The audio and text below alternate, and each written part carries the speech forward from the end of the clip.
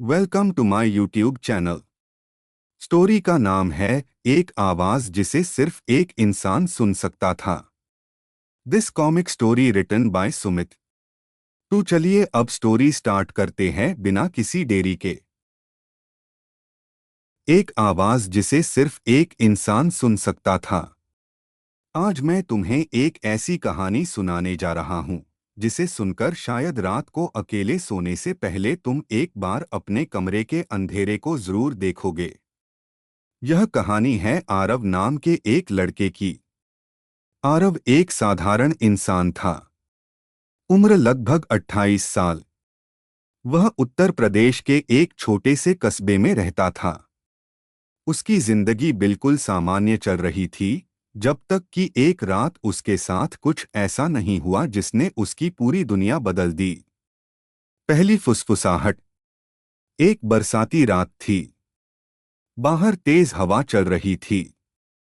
खिड़कियां बार बार हिल रही थीं। आरव अपने कमरे में अकेला सो रहा था। रात के लगभग 2 बजे अचानक उसकी नींद खुल गई। उसे लगा जैसे किसी ने उसके कान के बिल्कुल पास आकर धीरे से कहा हो, मत सोना। आरव झटके से उठ बैठा। उसने कमरे में चारों ओर देखा।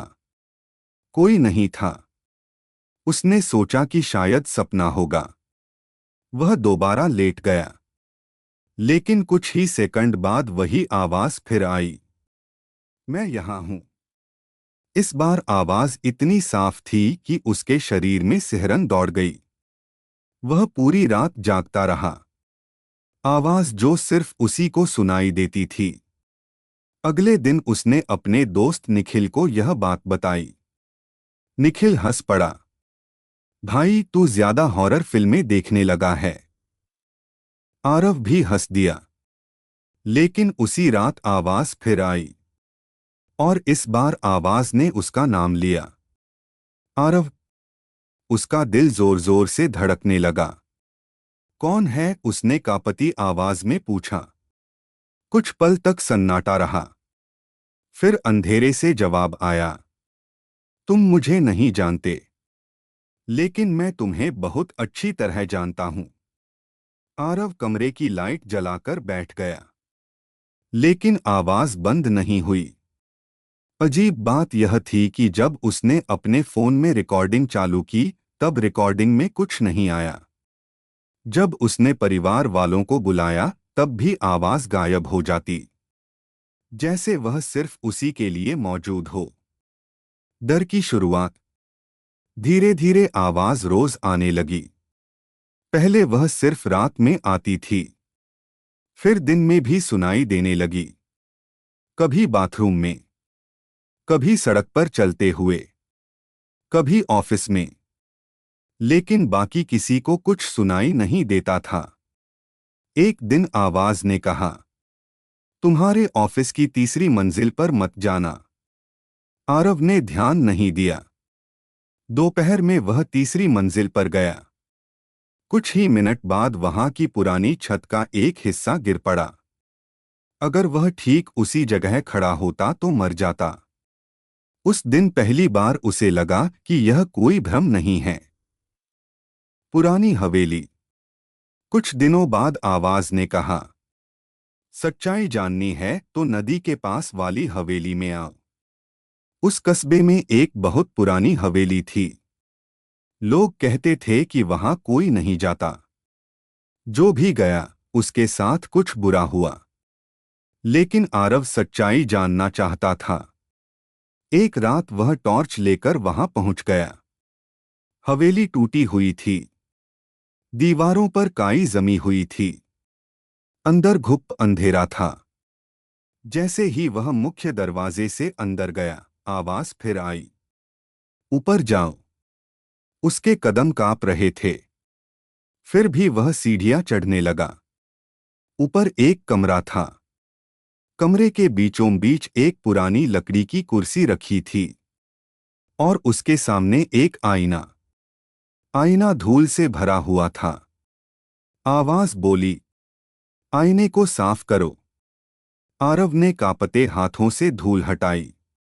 और जैसे ही उसने आईने में देखा, उसकी चीख निकल गई, क्योंकि आईने में उसका प्रतिबिंब नहीं था।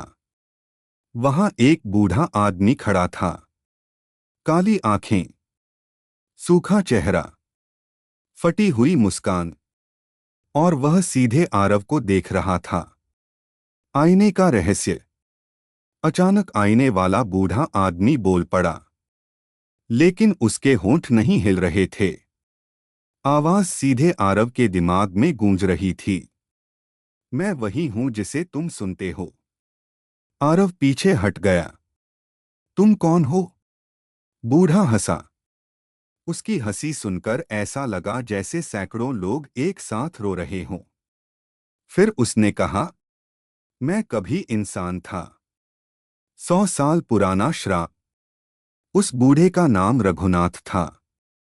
लगभग 100 साल पहले वह इसी हवेली में रहता था। वह लोगों की आत्माओं से बात करने की कोशिश करता था। एक रात उसने एक ऐसा अनुष्ठान किया जिसे कभी नहीं करना चाहिए था। उसने एक दरवाजा खोल दिया। एक ऐसा दरवाजा जो जीवितों और मृतकों की दुनिया के बीच था। लेकिन वह उसे बंद नहीं कर पाया। उसकी आत्मा उसी दरवाजे में फंस गई। और तब से वह किसी ऐसे इंसान की तलाश कर रहा था जो उसकी आवाज सुन सके। असली भय। आरव ने पूछा, तो मैं ही क्यों? आईने में खड़े बूढ़े की मुस्कान और चौड़ी हो गई। क्योंकि तुम पहले से ही आधे मर चुके हो। आरव के पैरों तले जमीन खिसक गई। क्या मतलब? बूढ़े ने कहा, 7 साल पहले तुम्हारा एक्सीडेंट हुआ था। आरव का चेहरा पीला पड़ गया। यह सच था। 7 साल पहले उसकी कार नदी में गिर गई थी। डॉक्टरों ने कहा था कि वह 5 मिनट तक मृत था। फिर अचानक उसकी सांस लौट आई। बूढ़ा बोला, तुम पूरी तरह वापस नहीं आए थे। दरवाजा खुल चुका था। उस रात जब आरव हवेली से बाहर निकला, उसे महसूस हुआ कि कोई उसके पीछे चल रहा है। उसने पीछे मुड़कर देखा। कोई नहीं था। लेकिन अगले दिन उसे अजीब चीजें दिखने लगीं। ऐसे लोग जो बाकी किसी को दिखाई नहीं देते थे। सड़क किनारे खड़ी एक औरत, छत पर बैठा एक बच्चा, खिड़की के बाहर झांकता हुआ एक आदमी। सबकी आंखें पूरी तरह काली थीं। और सब उसे ही देख रहे थे। मौतों का सिलसिला। कुछ दिनों बाद कस्बे में लोग गायब होने लगे। पहले एक आदमी, फिर 2 बच्चे, फिर एक पूरा परिवार। पुलिस कुछ नहीं कर पाई। लेकिन हर गायब होने से पहले आरव को वही आवाज सुनाई देती। एक और आ गया। अब उसे समझ आने लगा था कि जो दरवाजा खुला था, उसके पार की चीजें इस दुनिया में आ रही थीं। अंतिम रात। एक रात आवाज ने कहा, आज आखिरी मौका है। आरव फिर हवेली पहुंचा। लेकिन इस बार हवेली पहले जैसी नहीं थी। वह लोगों से भरी हुई थी। ऐसे लोगों से जिनकी आंखें नहीं थीं, जो बस खड़े थे, हजारों की संख्या में। और सब उसकी तरफ देख रहे थे। कमरे के बीचों बीच वही आईना रखा था। आईने में बूढ़ा मुस्कुरा रहा था। भयानक सच। बूढ़े ने कहा, तुम्हें लगता है मैं मदद कर रहा था? आरव का गला सूख गया। बूढ़ा जोर से हंसा, मैं तुम्हें तैयार कर रहा था। अचानक आईने में दृश्य बदल गया। आरव ने देखा, उसकी लाश, सड़ी हुई, ठंडी, नदी के तल में पड़ी हुई। 7 साल पुरानी। वह कभी बचा ही नहीं था। जो 7 साल से जी रहा था, वह सिर्फ एक भटकी हुई आत्मा थी। अंत या शुरुआत? आरव चीखने लगा। लेकिन उसकी आवाज नहीं निकल रही थी। हवेली में खड़ी सारी परछाइयां उसकी ओर बढ़ने लगीं। एक एक कदम, धीरे धीरे। फिर सबने एक साथ कहा, अब तुम्हारी बारी है। और उसी क्षण आईना टूट गया।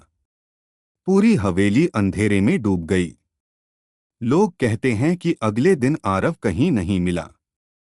उसका कोई निशान नहीं मिला, कोई सबूत नहीं मिला। बस उसकी diary milli.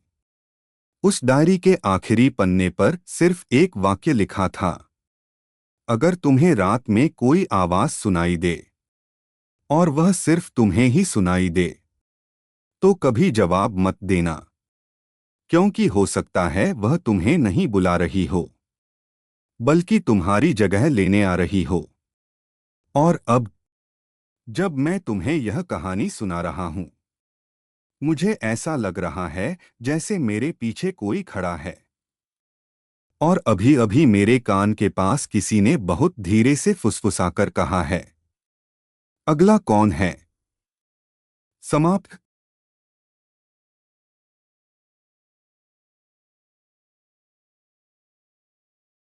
Thanks for watching this comic story. Keep your support. Like, share and subscribe to my YouTube channel. Also, you can share this comic video with your friends and family. This is my Instagram ID. Give me your suggestions about the comics videos. This comic story written by Sumit.